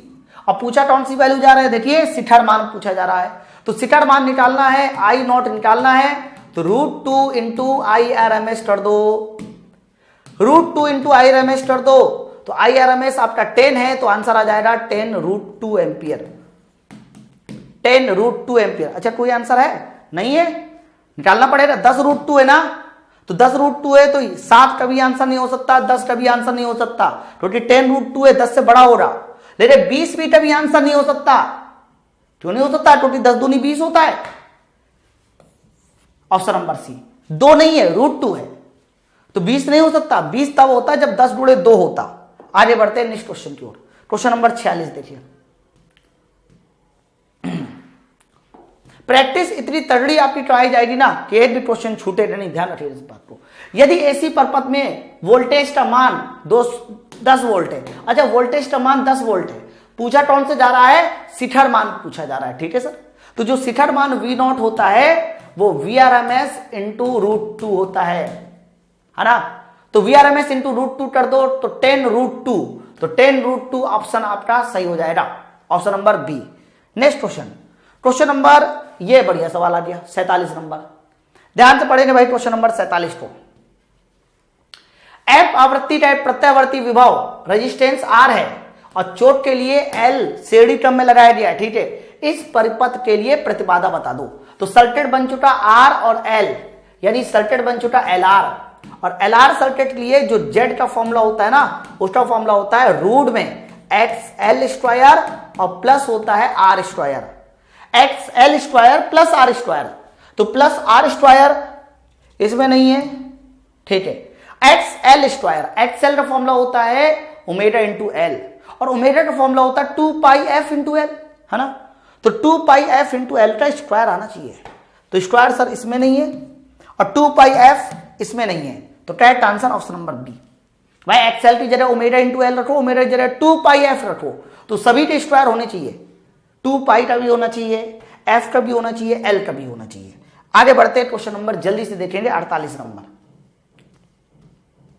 हाँ भाई देखिएगा, क्वेश्चन नंबर 48 क्या बोला जा रहा है। L तथा R के श्रेणी क्रम में एक प्रत्यावर्ती विभव जोड़ा दिया, ठीक है सर। L तथा R के श्रेणी क्रम में एक प्रत्यावर्ती विभव जोड़ा दिया, यानी बात सर्किट चल रही है LR की, ठीक है। फिर बोला जा रहा है कि R के सिरों पर वोल्टेज 200 वोल्ट है, R के सिरों पर वोल्टेज 200 वोल्ट है, L के सिरों पर वोल्टेज 150 वोल्ट है। तो बताइए परपथ में लगाए गए वोल्टेज का मान कितना होना चाहिए। तो परपथ में लगाए गए वोल्टेज V पूछा जा रहा है, तो V का फॉर्मूला होता है LR के लिए VR² प्लस VL², यानी दोनों का स्क्वायर काटे जोड़ दो, तो एक तरफ है 200 और एक तरफ है 150। 200 150 भूल जाइए, एक तरफ 20 मानिए, दूसरी तरफ 15 मानिए, तो 20 का स्क्वायर 400, 15 का स्क्वायर 225, और 400 प्लस 225 होता है 625। अंडर रूट लोड है तो 25, तो जब 25 आ रहा है तो सब में एक और जीरो बचा हुआ है, इसका मतलब आंसर सही होने वाला है 250 वोल्ट, ठीक है ना। तो 250 वोल्ट आपका सही आंसर हो जाएगा। 200 का स्क्वायर प्लस 150 का स्क्वायर, आप इसको 200 150 मान के मत सोचिए, 20 और 15 मान के सोचिए, जल्दी आंसर पा जाओगे। आगे बढ़ते हैं नेक्स्ट क्वेश्चन की ओर, क्वेश्चन नंबर 49। अब देखिए क्वेश्चन नंबर 49 क्या बोला जा रहा है। प्रत्यावर्ती परिपथ, एक हमारे पास एसी सर्किट है जिसमें केवल और केवल शुद्ध प्रेरकत्व है, यानी बात यहां पर प्योर एल सर्किट की हो रही है। तो बोला जा रहा है कि इस पर लगाए गए प्रत्यावर्ती वोल्टेज का मान धारा से कितना कोण अग्रगामी होता है ना। तो मैं कई बार बता चुका हूं कि जब भी कभी बात एल सर्किट की जाएगी तो जो VL होता है वो धारा I से परपेंडिकुलर होता है, और आगे कौन होता है, आगे वोल्टेज आगे होता है, धारा से वोल्टेज आगे होता है। कितना डिग्री आगे होता है, 90 डिग्री आगे होता है। तो करेक्ट आंसर हो जाएगा ऑप्शन नंबर ए, चाहे वो प्योर R हो, सॉरी प्योर C हो, प्योर L हो, इन दोनों में हमेशा ध्यान रखना फेज डिफरेंस 90 होता है, ठीक है। तो प्योर L आ गया तो 90 हो गया। आगे बढ़ते हैं नेक्स्ट क्वेश्चन की ओर, क्वेश्चन नंबर 50 देखिए क्या बोला जा रहा है। क्वेश्चन नंबर 50, 20 वोल्ट का प्रत्यावर्ती विभव श्रेणी क्रम में जुड़े प्रतिरोध व प्रेरक तत्व। फिर से दो बातें इन्होंने बोल दी। कौन कौन सी दो बातें? एक तो रेजिस्टेंस बोल दिया, दूसरा प्रेरक तत्व बोल दिया, यानी एल इंटू या एलआर सर्किट की बात बोल दी। अब 20 वोल्ट का इन्होंने पहले ही बोल दिया कि प्रत्यावर्ती विभव है, यानी शुरुआती वोल्टेज 20 है, और इन्होंने बोला है कि प्रतिरोध के सिरों पर वोल्टेज 12 वोल्ट है। तो बताओ प्रेरक तत्व के सिरों पर वोल्टेज कितना होगा? मतलब आपसे वीएल पूछा जा रहा है कि बताइए मेरे दोस्त वीएल कितना होगा। तो फॉर्मूला याद है ना, V बराबर होता है एलआर सर्किट के लिए under root VL square plus VR square, ये होता है। तो बताइए टोटल V कितना है? टोटल V 20 है, तो यहां 20 हो गया अंडर रूट VL तुम्हें निकालना है, और बात यदि VR की करते हैं तो VR सब 12 है, तो 12 का स्क्वायर कितना हो जाएगा यहां पर? 144। लेकिन अगर मैं दोनों तरफ स्क्वायर कराऊं तभी तो ये सॉल्व होगा, तो दोनों तरफ स्क्वायर करा दीजिए। तो जैसे ही दोनों तरफ स्क्वायर कराया जाएगा तो 20 का स्क्वायर हो गया 400, मुझे VL चाहिए है, और 144। अब देखो डायरेक्ट आंसर यहां से कैसे निकलेगा, ये 144 इधर लाइए, तो 400 में जब 144 जाता है तो 256 बचता है। लेकिन 256 एक प्रकार से स्क्वायर का मान है, तो अंडर रूट भी लेना पड़ेगा। तो 256 का जो अंडर रूट आएगा वो 16 आएगा, यानी यहां से VL का जो मान सॉल्व करने पर आएगा वो 16 वोल्ट आएगा। ठीक है, तो 16 volt is the right answer, option number ए। समझ गए? ठीक है।